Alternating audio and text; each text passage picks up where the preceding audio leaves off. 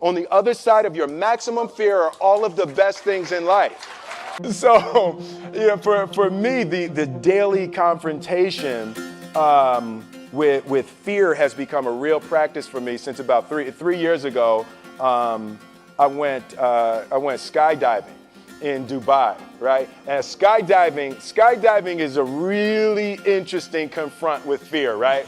So I gotta stand up. I'm sorry, I gotta stand up. All right. So all your friends, what happens? You go out. I dropped my thing. Yeah. So what happens is you go out the night before and you take a drink with your friends, and somebody says, "Yeah, we should go skydiving tomorrow."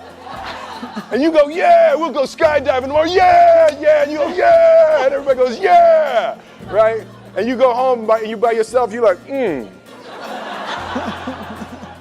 Right? You're like, well, I mean, they was drunk too. Right? So maybe they not, maybe, I mean, we don't have to go. We don't have to do it. So then that night you're laying in your bed and you just keep, and you're terrified. You keep imagining over and over again jumping out of an airplane, and you can't figure out why you would do that, right? And you're laying there and you have the worst night's sleep of your life, but you still have the hope that your friends were drunk, right? So you wake up the next day and you go, down and you say where you were going to meet and everybody's there. You're like, oh, shit. All right, cool, right? So you get in the van and you don't know that your friends had the same night that you had because they're pretending like they didn't. They're like, "Yeah, man, my uncle's a Navy SEAL, and this is gonna be great. I've been looking forward to this." And you're like, oh my God. And your stomach is terrible. You can't eat and everything, but you don't want to be the only punk who doesn't jump out of this airplane. So you get there, and then you have this safety brief. And you're standing there, and the guys will tell you, well, if the chute doesn't open, what's going to happen is why the hell, what could happen? That the chute wouldn't open, right? So you do a thing, and what you do is your first jump, you're attached to a guy who is going, he's going to walk you out. So you go, and you get there, and there's an airplane, and nobody's stopping. Everybody's still going. So you get onto the airplane, and you're sitting there, and it's extra because you're sitting on some dude's lap, some stranger. You're sitting on his lap, and it's like, you're trying to make small talk. Yeah, man. So you be jumping with people all the time, huh? Right?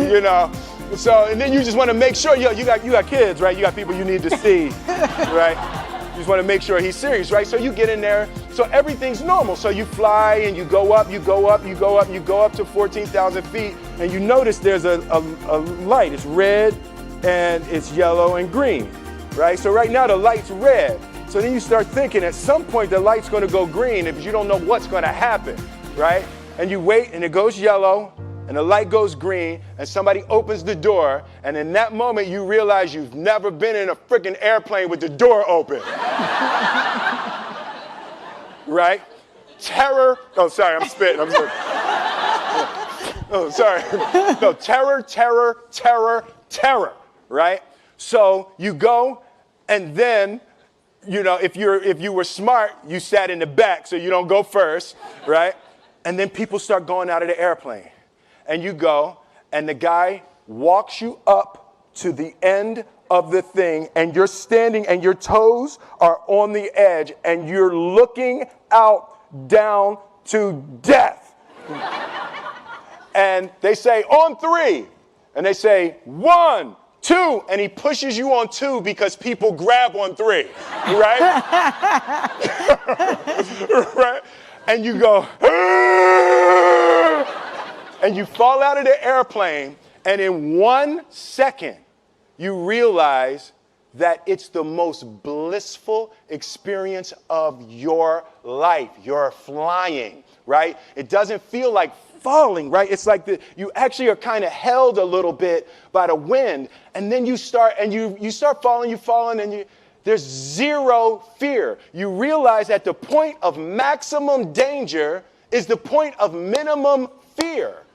It's bliss. It's bliss. And you're flying, right? And you're doing that, and then 20 seconds, 25 seconds, 40 seconds, and you have enough time to just kind of be like, Shit, that's that building. I saw like that one.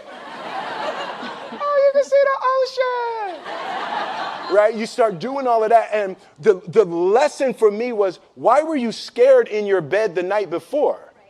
What do you need that fear for? Just don't go. Why are you scared in your bed 16 hours before you jump? Why are you scared in the car? Why could you not enjoy breakfast? What did you need that? The fear is fear of what? You're nowhere even near the airplane. Everything up to the stepping out, there's actually no reason to be scared. It only just ruins your day. You don't have to jump. And then in that moment, all of a sudden, where you should be terrified is the most blissful experience of your life.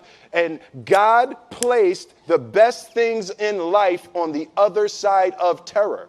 On the other side of your maximum fear are all of the best things in life. You know? Mm-hmm. So that was sorry. So that was, no, it's good. That was my experience with skydiving and fear. All right.